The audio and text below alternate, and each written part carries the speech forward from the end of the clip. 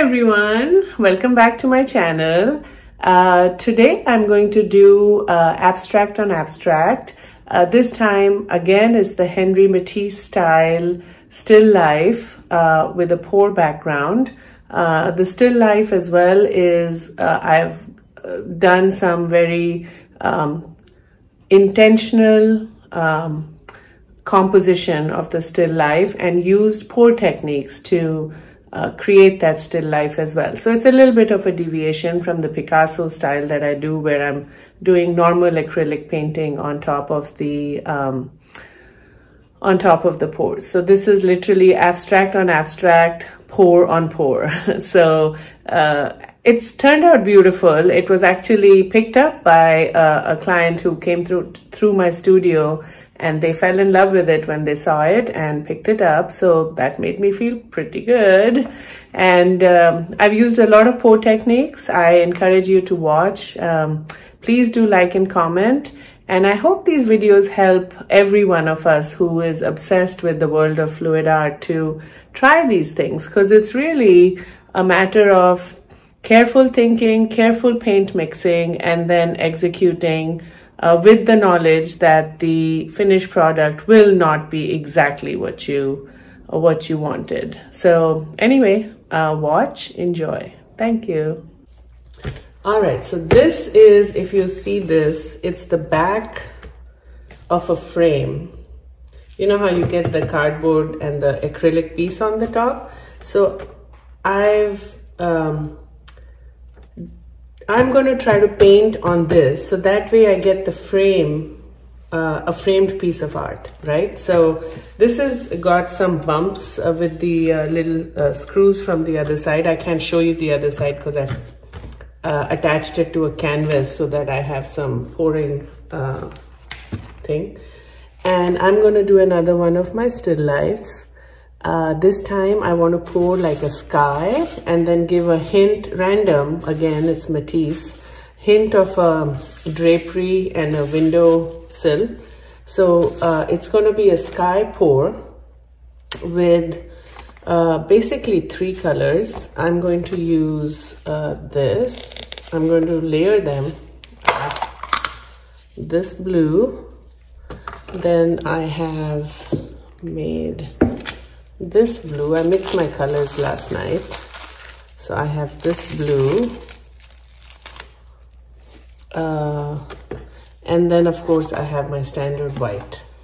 So basically these 3 colors I'm going to do a pour, and then I'll come back and show you once it's done and the paint is still wet. I'm going to do the flower part of it. I've been resining today, so there's a resin everywhere. All right, so let's get this set up and show you what's happening.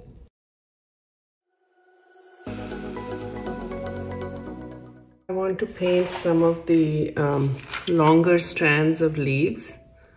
So what I'm going to do is I'm going to use green, bright green, and brown. So I have to mix this color. Let me be right back. It's a beautiful color I picked up for $2. Look at that. So actually I can just use it out of the can. So I'm going to layer it.